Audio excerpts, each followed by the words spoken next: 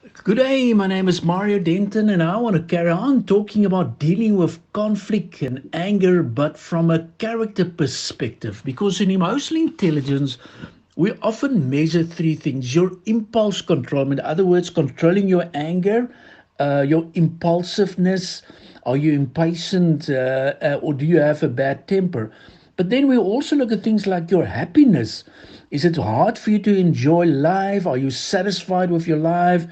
Do you get depressed? Do you have a lot of fun? And then also optimism. And in optimism, you start saying, I'm staying on top of tough situations.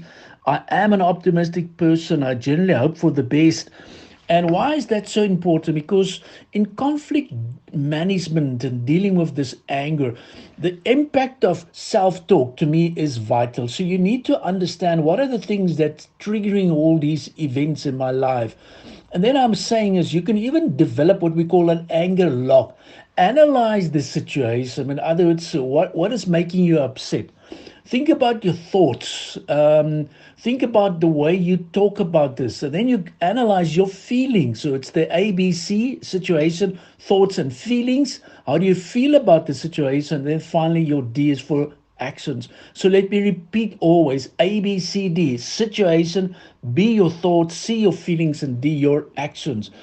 In problem solving and communication, the key character quality that I want to highlight today is the lovely character quality of cautiousness.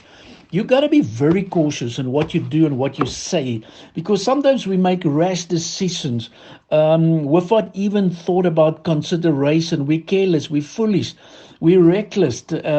And that is the reason for that is because it's about we are cautiousness. We're not cautious. In other words, the opposite is rashness. So the one that I want to emphasize today is be more cautious. So what are we saying? You got to assess the situation from time to time. You got to think very carefully and be also creative. And then you need to follow up and follow not only up, but follow through. That to me is a key one. And when you reach the situation of you feeling, listen, something is wrong here, take time out, be cautious.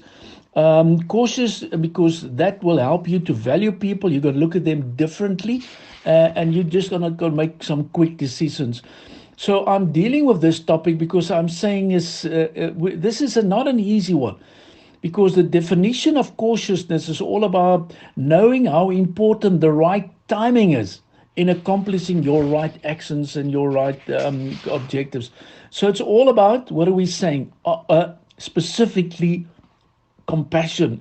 And I want to ask you, are you practicing that?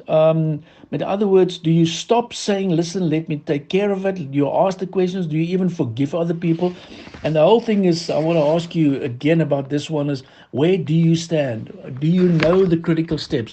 Do you understand where pain is coming from? And yeah, it's important to be a little bit more kind, because cautiousness is a crucial issue in dealing with conflict. So I hope you apply these type of things, but it's not only applying. What you need to do is, as we carry on with discussion, there's still lots of character qualities that I want to highlight. I want you to avoid provoking situations. I want you to recognize trigger words. And yes, and then my famous one is always forgiving other people. That's not an easy one. How can you ask me to do that, Mario? This customer said rude things to me. But please, this to me is it's not just keep on running away from it. And then I want to repeat something that I've highlighted so far. I used the word anger log. But in other words, you're just writing yourself down, over the last week or two, you analyze your conflict and the symptoms and the emotions and the needs and what happened and what went wrong. And then I would like to discuss it with you so that we can get a pattern. Where is it coming from? What you need to do differently? What is missing? So assess yourself, because I want you to be cautious. I want you to apply these character qualities.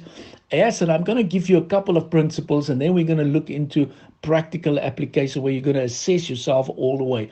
So have a wonderful day and apply this. And I want to close with this wonderful thought. They call it the serenity prayer. Listen to what they said: God, grant me the serenity to accept the things I cannot change, the courage to change the things I can, and the wisdom to know the difference. I bless you, and I'm saying keep on applying these principles and apply your wisdom thinkings. Be blessed.